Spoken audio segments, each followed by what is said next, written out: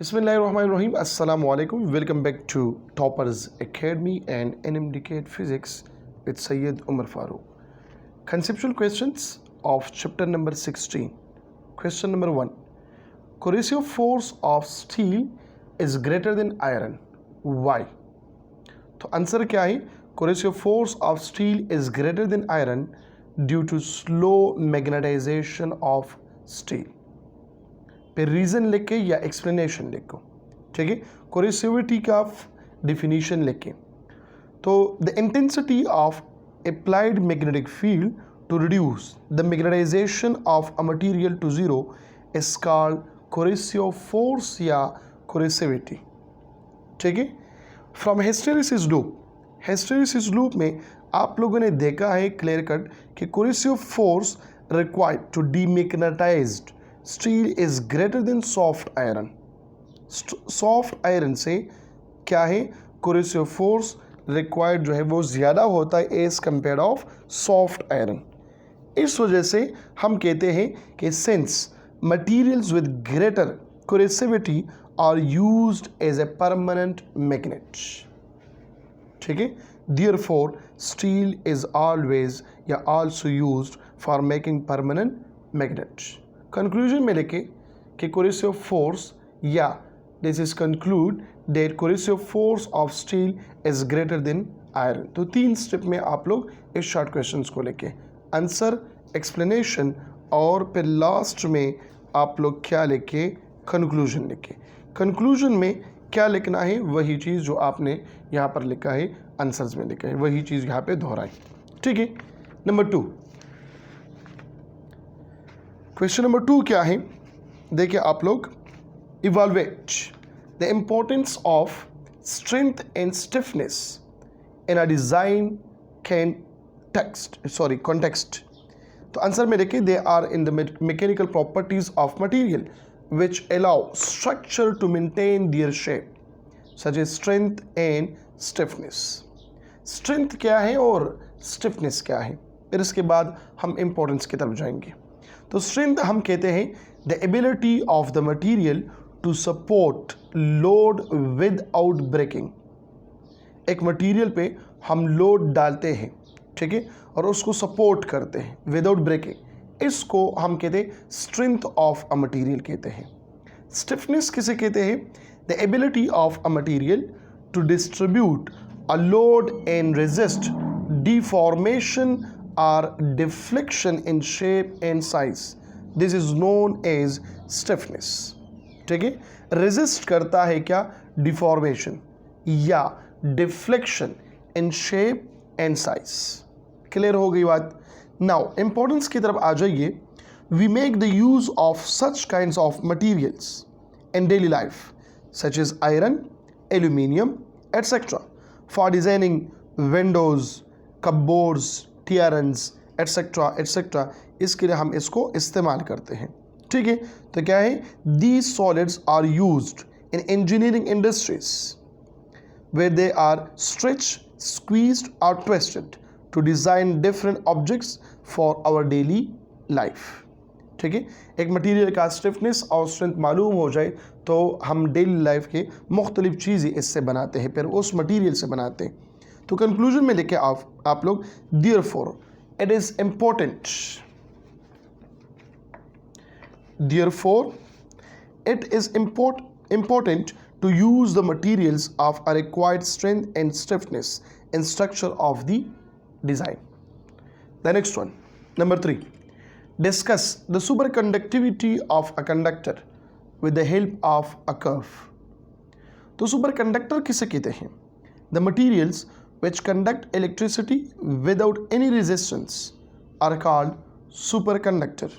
Explanation में लिखे, a class of materials such as metals, alloys and ceramics shows a remarkable change and resistivity with temperature.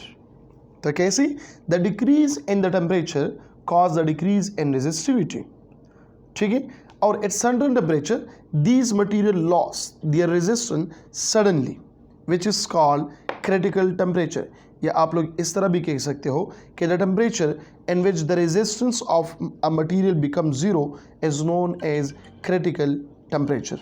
ठीक है, so critical temperature, the resistivity of material become zero as shown as this one, कि यहाँ पर क्या हो जाता है, ये ज़ीरो हो जाता है। तो ये कर्व आप लोग बनाए और फिर लास्ट में लेके uses. Superconductors are use in magnetic resonance, ठीक है, इमेजिंग MRI मशीन में, एंड फास्टर चिप्स कंप्यूटर्स वगैरह वगैरह, वहाँ पर हम सुपर कंडक्टर का इस्तेमाल करते हैं। Next question, distinguish between crystalline, amorphous and polymer solid, या आप लोग पॉलीक्रिस्टलाइन भी लिख सकते हो। ठीक है, तो आप लोग लेके क्रिस्टलाइन सॉलिड्स क्या होता है, the solids whose atoms are ions or molecules are arranged in a regular repeated manner in 3 dimension is known as crystalline solids. Number 1 या number 2, crystal possess both short and long range order, मतलब crystalline solid जो है ये short और long range order के हैं। Their arrangement of atoms and molecules in crystal structure can be studied by using X-rays techniques. X-rays हम use करते for the word the study of the crystal structure. And number 3, the intermolecular force between atoms are equal. Crystalline solids में क्या होता है, intermolecular forces between atoms ये equal होते हैं। ठीक है, एग्जांपल्स लेके diamond, copper, iron etcetera etcetera. Application के beautiful jewellery, cutting of glasses etcetera etcetera. Now number 2, amorphous solids. Amorphous solids क्या होता है, it refer to being shapeless. Shapeless का मतलब क्या है, यहाँ पर शेपलेस का मतलब इसका रेगुलर शेप नहीं होता। ठीक है, इसका रेगुलर शेप नहीं होता। अगर हो सके, अगर आप लोग छोटे छोटे लिखाई करें तो आप इसके साथ शेप भी बना सकते हैं, क्रिस्टलाइन, एमॉर्फस और पॉलीमर्स के साथ। ठीक है, amorphous solid have an irregular arrangement of solid particles. इस वजह से तो हम कह सकते हैं कि amorphous refers to being a shapeless. The intermolecular force between atoms are not equal. Crystalline में इक्वल है, यहाँ पर इक्वल नहीं है। Amorphous do not possess any geometrical shape, जो स्टार्ट में मैंने लिखा हुआ है। एग्जाम्पल्स क्या है, ग्लास है, ठीक है, एटसेट्रा एटसेट्रा। पॉलीमर सॉलिड या पॉलीमेरिक सॉलिड्स किसे कहते हैं, the solids of organic compounds are called polymers. Number 2, they are organic compound which consist of chemical combination of carbon with oxygen, nitrogen and other metallic or non-metallic elements. Number 3rd point, the molecular structures of polymers are more ordered than amorphous but less than crystals, क्योंकि polycrystalline में क्या होता है, बहुत सारे crystals combine होके एक structure बनाते हैं जिसको हम पॉलीमर्स कहते हैं। ठीक है, number 4, they consist of fine grains having a size of 10 power 3 to 10 power 4 angstrom separated by well defined boundaries। ठीक है, ये पॉलीमर्स हो गया, ये आगे एमॉर्फस और ये क्रिस्टलाइन सॉलिड्स, ये इंपॉर्टेंट है। ठीक है, number 5, what is the difference between elastic deformation and plastic deformation. Elastic deformation क्या होता है और प्लास्टिक डिफॉर्मेशन क्या होता है। Number 1, elastic deformation is a deformation that disappears किस चीज़ के, upon the removal of the external force causing the alternation in state associated with it। मतलब इलास्टिक डिफॉर्मेशन वो डिफॉर्मेशन है कि जब हम फोर्स को रिमूव करें तो वो अपनी जगह पे दोबारा आ सकता है। लेकिन प्लास्टिक डिफॉर्मेशन क्या है, it is a plastic deformation are change in shape of a body without fracture under the action of sustain force. ठीक है, हम फोर्स हटाते हैं, ये तो इसकी शेप में चेंजेस आते हैं लेकिन फ्रैक्चर नहीं आते, उसको हम कहते हैं प्लास्टिक डिफॉर्मेशन कहते हैं। Elastic deformation is a reversible process and plastic deformation is irreversible process. Elastic deformation is non-permanent. The substance can resume the initial state back, but plastic deformation is permanent. The substance stays unchanged after removing the stress. Number 4, it causes the chemical bonds of the substance to undergo stretching and bending.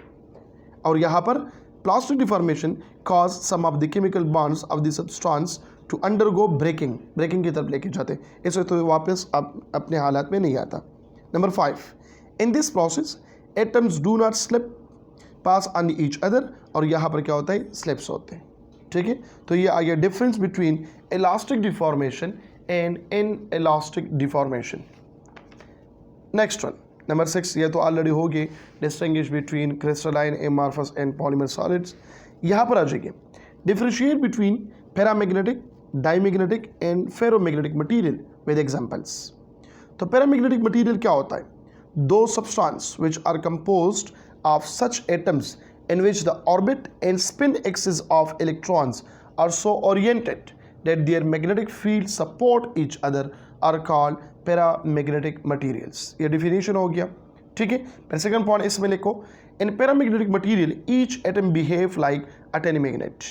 and number third point लिख के, when a paramagnetic substance is placed in a magnetic field it is weakly magnetized in the direction of field.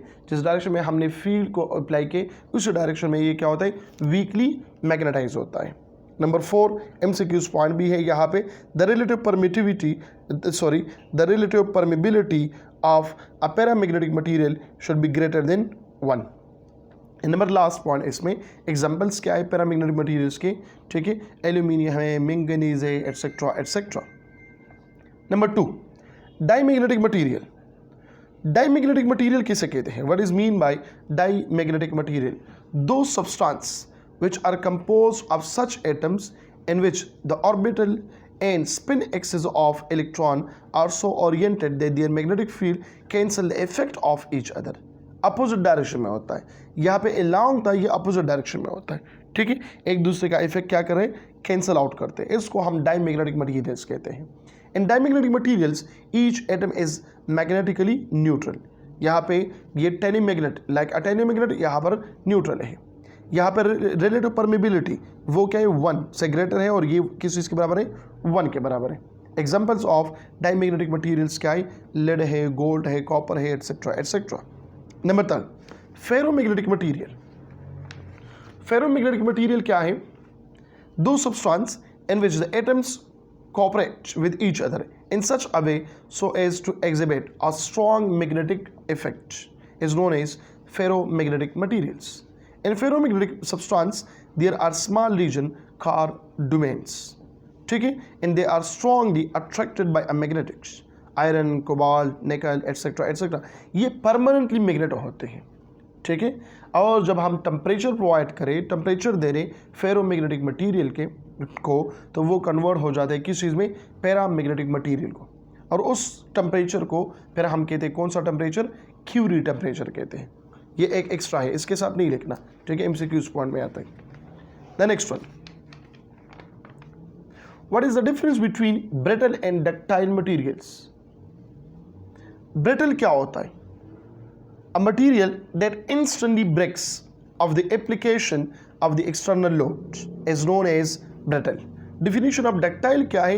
A material that can be easily bent, can drawn into wires is known as ductility or ductile. Second point of brittle, that is it occurs with little plastic deformation. ठीक है, ये no और r इससे हटा दे. With little plastic deformation. और यहाँ पर क्या है, डक्टिलिटी में आप लोग देखें, it occurs with large plastic deformation. Number 3 the rate of propagation of crack is fast. और क्रैक जो है यहाँ पे फास्ट होता है, जिस तरह एक ग्लास है वो जल्दी से टूट जाते हैं. ठीक है, लेकिन डक्टिलिटी क्या है, the rate of propagation of crack is slowly. Number 4 point, it absorb very small amount of energy before fracture. लेकिन डक्टाइल क्या है या डक्टिलिटी क्या है, डक्टाइल मटेरियल्स कौन से हैं, it absorb very large amount of energy before fracture. Point number 5, it occurs where micro crack is larger and it occurs in localized region where the deformation is larger. और ये graphical analysis आप लोग देख सकते हैं brittle का भी और डक्टाइल का भी. The next question is distinguish between soft and hard substance by drawing its curves. Soft magnetic material किसे कहते हैं? Materials with narrow hysteresis loop are easily magnetized and demagnetized are called soft materials. फिर explanation में लिखो soft magnetic material have narrow hysteresis loop, जो diagram में मैंने यहाँ पर बनाई हुई है। They possess small amount of residual magnetism and to overcome less coercive force is required. Work must be done in closing hysteresis loop is equal to area enclosed in loop and dissipated in the form of heat। या आप लोग इस तरह भी कर सकते हो कि लाइन, ये दरमियान में आप लाइन ड्रा करें, magnetic material soft magnetic material का डिफिनीशन लिख के, ठीक है। फिर एक्सप्लेनेशन में आप लोग पॉइंट नंबर 1 लिखे soft magnetic material have hysteresis loop, narrow hysteresis loop. फिर सेकंड पॉइंट में लिखे they possess small amount of residual magnetism and overcome less coercive force is required, ठीक है। ये सेकंड पॉइंट हो गया। इसके बाद थर्ड पॉइंट, फिर नंबर 4 पॉइंट में लिख सकते हो work must be done in closing hysteresis loop is equal to area enclosed in loop and it dissipated in the form of heat. और फिर लास्ट में डायग्राम लिखे जिस तरह मैंने ये लिखवाए हैं, ठीक है। हार्ड मैग्नेटिक मटीरियल इसके अपोजिट है। यहाँ पे नैरो हिस्टैरिसीस लूप है, ये क्या है, ब्रॉड मैग्नेटिक हिस्टैरिसीस लूप है, लार्ज मैग्नेटिक हिस्टैरिसीस लूप है। Are difficult to magnetize or demagnetize, ये इजीली मैग्नेटाइज आर डीमैग्नेटाइज, और ये क्या है, डिफिकल्टी मैग्नेटाइज आर डीमैग्नेटाइज है। एक्सप्लेनेशन में hard magnetic material haves fat hysteresis loop, fat मतलब larger hysteresis loop. They possess large amount of residual magnetism and overcome large corrosive force is required. Thus, once magnetized, they stay magnetized and a substantial magnetic field is remains. ठीक है। Hard magnetic material जब हम magnetise करते हैं, magnetisation इसमें आता है, तो फिर हम कहते हैं ये परमानेंट मैग्नेटिक मटीरियल बन जाता है, क्योंकि large amount of force required होता है कि वो दोबारा डीमैग्नेटाइज हो जाए, ठीक है। और ये आप लोग अच्छे तरीके से हिस्टैरिसीस लूप बनाए, ऐसा ना हो कि यहाँ पे आप लोग मेरा जो डायग्राम है इसको आप लोग की नज़र की वजह से ये ख़राब ना हो जाए, तो इसलिए ये कहता हूँ कि आप लोग अपनी तरफ से खूबसूरत सा डायग्राम बना दीजिए। नेक्स्ट वन कौन सा है, ये ज़रा मैं यहाँ पे करता हूँ। Is there is any difference in the length of 20 metre steel girder when standing vertically and horizontally. Girder जानते हैं, गार्डर जिस रूम में आप लोग बैठे हो शायद ये गार्डर से बना हुआ हो, मतलब इसका जो छत है इसके हमने गार्डर लगाए हैं, ठीक है। इस गार्डर की बात होती है। कहता है is there is any difference in the length of 20 metre steel girder when standing vertically and horizontally. हम लिखेंगे yes there is a difference in length of 20 metre steel girder when standing vertically and horizontally. When the girder is vertically standing, its length will be fractionally shorter than standing horizontally. Explanation में पहले लिखो, देखो stress inversely proportional to area, ये तो आप लोग जानते हैं. Now first we must identify the force acting on it, which is its weight. If the steel girder is placed horizontally, the force acting on it will distribute itself on the wider area of the girder, and hence there will be no change in the length of the steel girder. But if it is placed vertically, then the same force will act along its length and its cross-sectional area, which is smaller than horizontal case. So now in this case there will be a very small decrease in length of girder because of larger stress. क्योंकि stress हमें पता है force per unit area के बराबर है. तो conclusion में आप लोग लिखे कि क्या लिखेंगे, there will be difference in length of 20 metre steel girder when placed in vertically and horizontal positions. Clear हो गई बात. Now the next one, how can conductivity of semiconductor be raised. Semiconductor का कंडक्टिविटी हम कैसे rise करेंगे. तो chapter number 2 में आप लोगों ने एक चीज़ पढ़ा है का temperature resistance is inversely proportional temperature for what semiconductors. तो वही चीज़ है. The conductivity of semiconductor can be raise by increasing temperature of a semiconductor. Explanation लिखो, according to energy band theory, ठीक है, semiconductor has a filled valence band and empty conduction band. In fact all semiconductor are insulator at low temperature, सबको पता है, ठीक है. the band gap is much smaller than insulator, ठीक है, at true temperature. So when the temperature of a semiconductor is, ये मैंने larger लिखना है, the band gap is much larger है, ठीक है, ये smaller नहीं हो सकता, larger than insulator. हाँ जी, ठीक है, sorry for that. insulator से smaller है.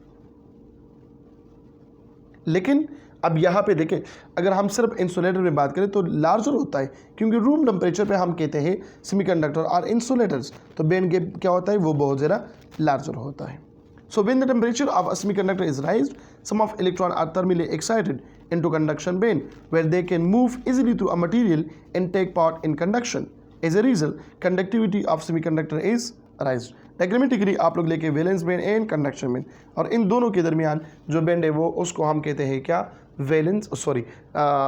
बैंड गैप कहते हैं या फॉरबिडन गैप भी कहते हैं. कंक्लूजन लिखें, when the temperature of semiconductor material rise, its conductivity raised. ठीक है, और इसके साथ आप लोग लिख सकते हो मैथमेटिकली यहाँ पर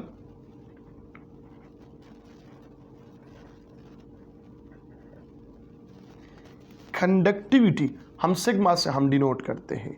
ठीक है, is inversely directly proportional to temperature. Number 1. Number 2 लिख सकते हैं रेजिस्टिविटी रो से हम डिनोट करते हैं, is inversely proportional to temperature. तो टेम्परेचर राइज करें, रेजिस्टिविटी डिक्रीज होगा और कंडक्टिविटी क्या हो जाएगा, इंक्रीज. क्योंकि हम कहते हैं ना कंडक्टिविटी क्या है, कंडक्टिविटी है the reciprocal of resistivity is known as conductivity. Now the last question of the chapter number 16, why should it be advantages to use superconductor in MRI machine. तो एमआरआई मशीन, एमआरआई क्या होता है, MRI, magnetic resonance image, MRI, provide detailed image of organs and structures within the human body. MRI scanner use magnetic field to line up the spin of hydrogen atom in the body. Superconductor में कैसे होता है, superconductor क्या होता है, those material that show resistance at reduced temperature, zero resistance, ठीक है, is known as superconductor. अब एडवांटेजेस क्या है कि why should it advantages why would it be advantages to use superconductor in MRI machine. हमने सुपरकंडक्टर में भी यही बात की है कि सुपरकंडक्टर हम यूज़ करते हैं कहाँ पर, एमआरआई में. तो अब यहाँ पे एडवांटेजेस क्या है, superconductors enable lower cost MRI system. Number 2, superconductor provide significantly higher current densities and also able to conduct without resistance, loss of energy below a critical temperature and applied field. Now, the strong magnetic field allows for a higher quality imaging, and superconductor keeps the system economically to operate. That's why we use a superconductor in MRI machine. Conclusion में आप लोग लेके यही चीज़, ठीक है. इसके ये ख़त्म हो गया चैप्टर नंबर 16. कोई भी मसला है, जिस क्वेश्चन भी मसला हो तो आप लोग पूछ सकते हैं. कोशिश करें इस स्क्रीनशॉट निकालें, अपने साथ लिख करें, अपने साथ लिखें, क्योंकि आसान अल्फाजों में मैंने ये क्वेश्चंस लिखे हैं. ठीक है, अपना बहुत सारा ख्याल रखिएगा. Thank you so much. Allah हाफिज़.